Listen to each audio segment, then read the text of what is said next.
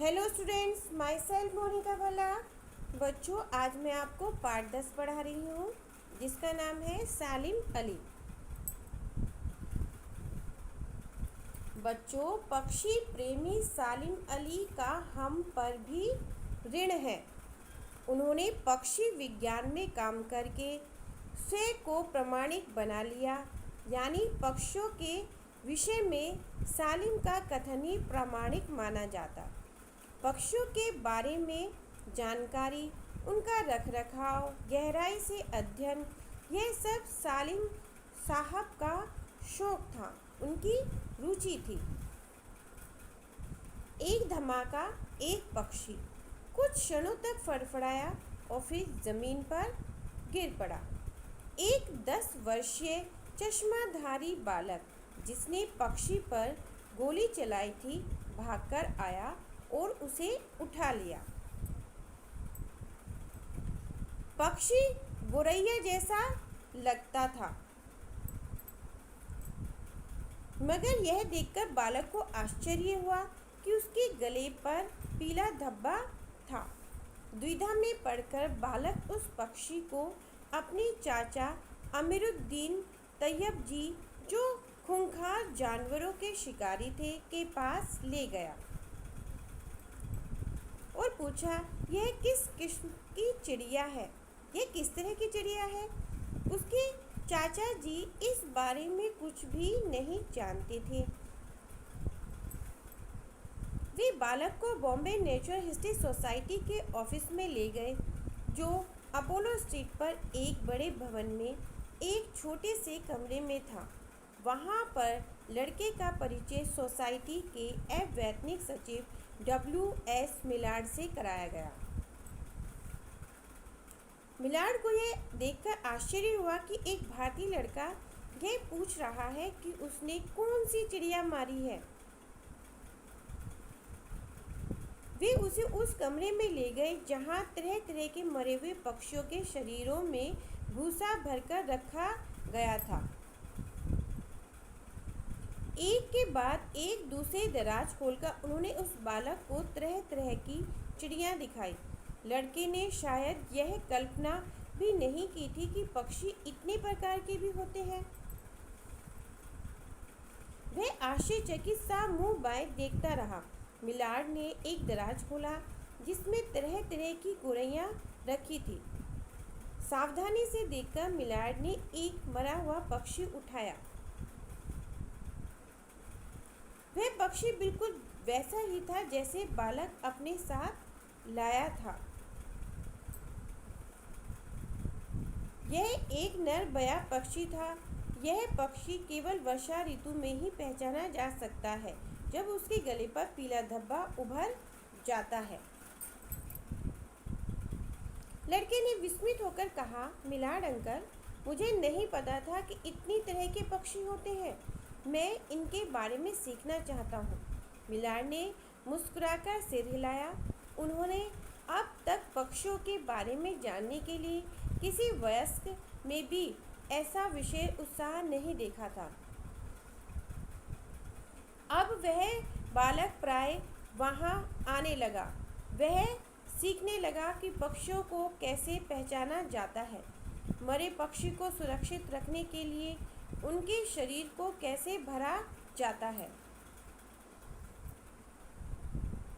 इस बालक का नाम था सालिम मुइज़्ज़ीन अब्दुल अली, जिसे आज सारा संसार असाधारण पक्षी प्रेमी सालिम अली के नाम से जानता है। सालिम का जन्म 12 नवंबर सन 1896 में हुआ था। अपनी उम्र के 90 दशक में पहुंचकर भी पक्षियों में उनकी रुचि वैसी ही थी जैसी तब थी जब वे पहला मिलार्ड से मिले थे। उन्होंने पक्षियों के संरक्षण के लिए जो योगदान दिया, उनके लिए उन्हें जे. पॉल गेटी वाइल्ड लाइफ कंजर्वेशन पुरस्कार मिला। उन्हें कई राष्ट्रीय सम्मान और पुरस्कार भी मिल चुके हैं। आश्चर्य की बात यह है कि सालिम के पास किसी विश्वविद्यालय की डिग्री नहीं है, यद्यपि उन्होंने कॉलेज में प्रवेश लिया था। मगर बीजगणित और लॉगरिदम्स से डरकर उन्होंने पढ़ाई छोड़ दी थी। उनके भाई भी वुल्फ्राम माइनिंग में मदद करने बर्मा चले गए, लेकिन बर्मा के जंगलों में वुल्फ्राम के बदले पक्षियों की खोज करने लगे। घर लौटने पर उन्होंने प्राणी शास्त्र में एक कोर्स कर लिया और बॉम्बे नेचुरल हिस्ट्री सोसाइटी के अजायब घर में गाइड नियुक्त हो गए।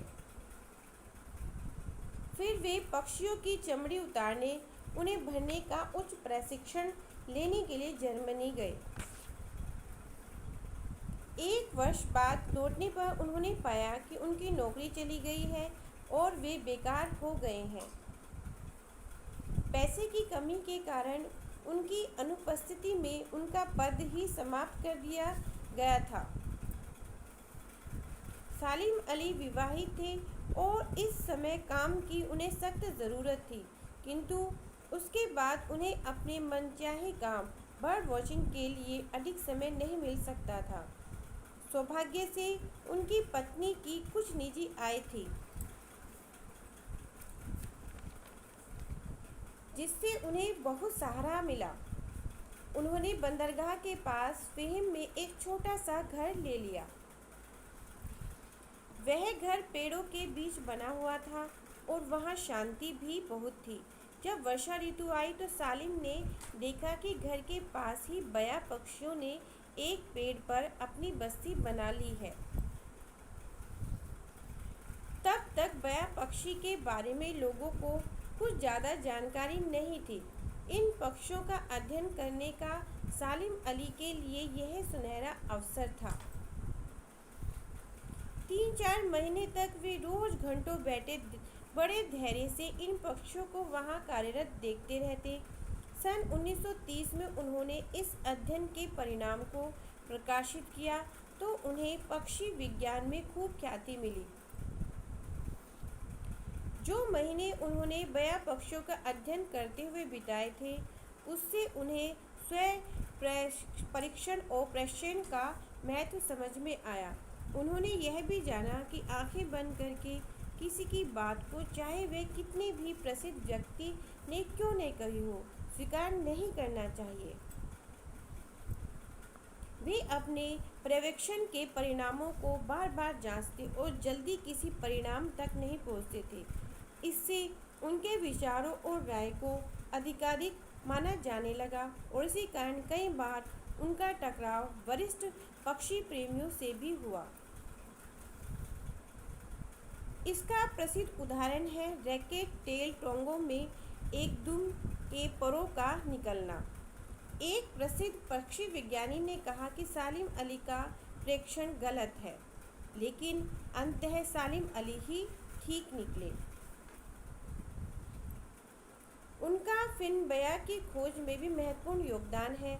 समझा जाता है कि 100 वर्ष से वह पक्षी विलुप्त हो गया है, मगर सालिम अली ने कुमाऊं की पहाड़ियों में उसे खोज निकाला। अपने बचपन में सालिम अली को भारतीय पक्षियों पर एक अच्छी पुस्तक की कमी बहुत खलती थी। जो कुछ पुस्तकें उपलब्ध थी उनमें चित्र ही नहीं थे और केवल उकता देने वाला विस्तृत वर्णन था। ऐसी पुस्तकें पक्षियों के प्रति उत्साह बढ़ाने के स्थान पर उसे बिल्कुल ख़त्म कर देती हैं, विशेषकर बच्चों में। सन 1941 में उन्होंने यह कमी पूरी करने की कोशिश की और बुक ऑफ इंडियन बर्ड्स लिखी। उसमें सुंदर वर्णन भी था और प्रत्येक पक्षी जाति का सुंदर चित्र भी। कोई भी अजनबी उसे देखकर आसानी से पक्षी पहचान सकता था। सन 1948 में उन्होंने प्रसिद्ध पक्षी प्रेमी एस. डिलन रिप्ले के साथ एक अन्य महत्वाकांक्षी योजना पर काम आरंभ किया। दोनों ने 10 खंडों में एक पुस्तक लिखी, handbook of the bird of India and Pakistan. इस पुस्तक में इस उपमहाद्वीप में पाए जाने वाले सभी पक्षियों के बारे में जानकारी है, उनकी आकृति, वे कहाँ मिलते हैं, उनकी प्रजनन की आदतें, प्रव्रजन और यह भी उनके बारे में और क्या जानकारी बाकी है। सालिम अली बर्ड वॉचिंग के लिए सारे देश में घूमे हैं। कहा जाता है कि देश का ऐसा कोई कोना नहीं जहां उन्होंने अपने रबर के भारी जूतों के चिन्ह न छोड़े हों। सन 1887 में सालिम अली की मृत्यु हो गई। धन्यवाद बच्चों।